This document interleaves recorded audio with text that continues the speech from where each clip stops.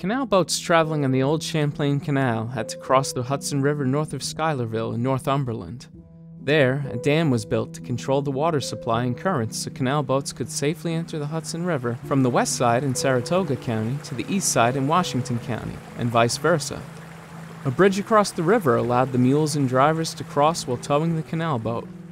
In the 1920s, local historian Grace VanDerwerker collected stories from early residents of her hometown of Northumberland in Saratoga County. This particular story can be found in her 1928 publication, Early Days in the Vicinity of Northumberland and Bacon Hill. The original dam, built of wood, was used to regulate the supply of water for the canal from Northumberland to Stillwater. New York State rebuilt the dam in 1869. One section at a time, the old dam was removed and replaced with stone and heavy granite blocks. It should stand up, even with the great strain which is placed on it, for all time. In low water time, it is often possible for one to walk across the dam from the Saratoga to Washington County side. In 1869, Isaac P. Bemis Sr.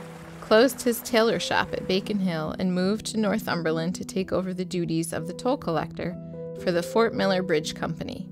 He remained for 18 years. The first bridge was built in 1802 or 1803 and rebuilt in 1844.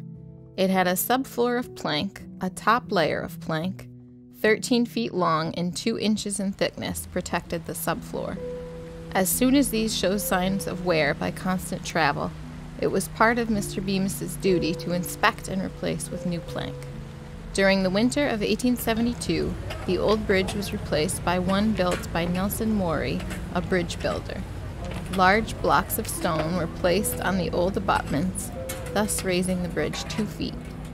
There was a tow bridge on one side for horses towing canal boats, the state paying toll for its use.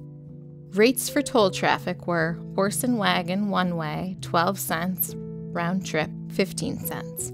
Team wagon one way, 20 cents, round trip, 25 cents. Footman free. On each end of the bridge was the sign, $1 fine for driving faster than a walk. Quoting a Mr. William Bemis, she goes on with the story. High water, flooding the roads and the lowlands, came in the spring of 1872. The toll house was built on the riverbank, close to the water. In the cellar, water rose to the top of the stairs leading to the kitchen.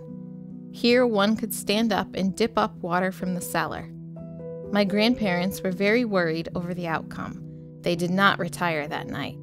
About 2 a.m. I was awakened by rushing waters and loud talking. It was Alvinza Finney and a number of neighbors advising us to leave the house as the boom which held the logs back above had broken.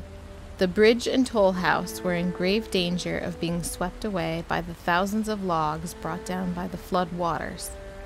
Soon the logs began to collect, piling up against the sides and stone abutments of the bridge.